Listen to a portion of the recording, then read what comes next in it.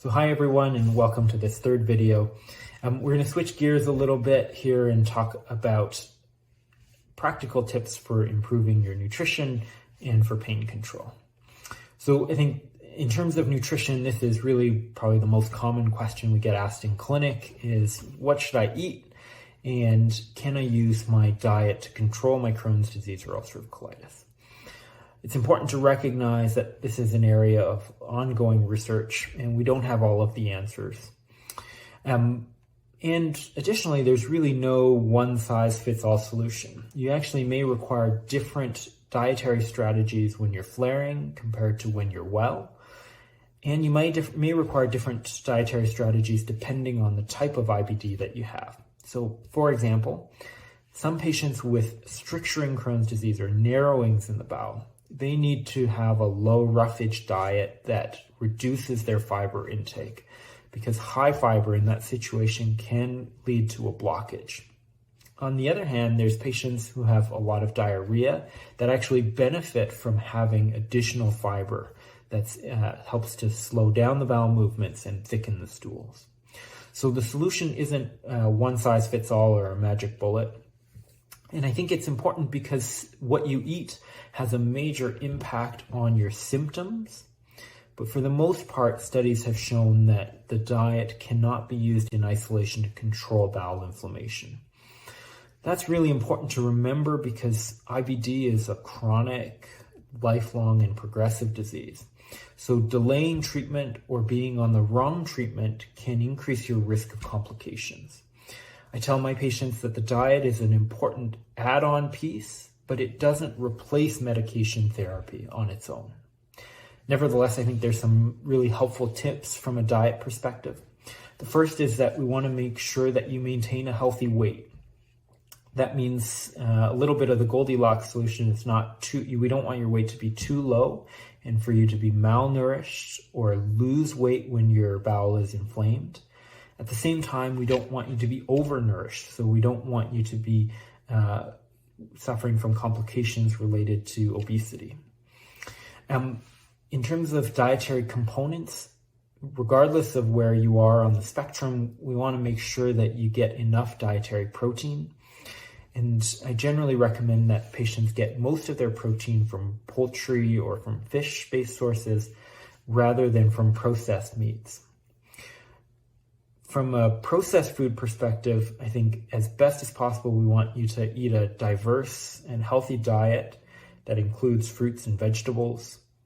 We want you to try and avoid as much as possible foods that come out of a can or come out of a box. Lastly, I want to talk a few minutes about pain.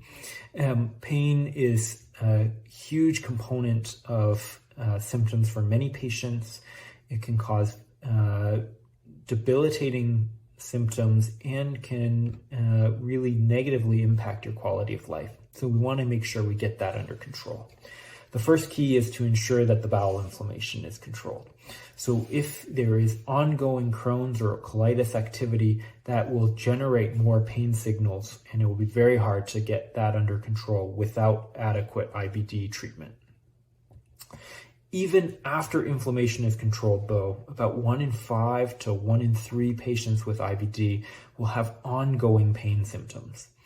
And there are many causes for that, the most common of which is something called functional bowel disease or irritable bowel syndrome. Many patients with IBD also have overlapping IBS. And IBS or irritable bowel syndrome occurs because of the complex interactions between your brain and your gut. There's millions of nerves between the two organs. And when you have inflammatory bowel disease or have had significant inflammation, those signals can get crossed. There are many different strategies for managing IBS. Some of them include medication-based strategies, but other strategies that don't include medications can often be equally as effective. So, for example, many patients with IBS will respond to dietary therapies. There's a specific diet called a low FODMAP diet that I would encourage you to talk to your gastroenterologist about. These are foods that are hard for us to digest, but get broken down by bacteria to create gas, bloating, and pain. Other patients respond to interventions that target stress, target depression, or target anxiety. And that's really critical because pain worsens stress, anxiety, and depression. And stress, depression, and anxiety worsen pain. So it can start a vicious cycle. So things that can be very helpful for that include relaxation strategies, meditation, regular exercise, and good sleep. All of those things will help with pain. And then finally, there are some other strategies that can be effective. So this includes things like gut-formulated peppermint that can help relax the bowel, probiotics that can change the bacterial composition within the bowel, or antidepressant medications which we use to improve the signaling between the gut and the brain. So I hope I've shown you that there's many different strategies. I'd encourage you to talk to your gastroenterologist about which strategy or which combination of strategies would be the most effective for you. So thank you very much for tuning in. Appreciate your time, and I wish you the best of luck.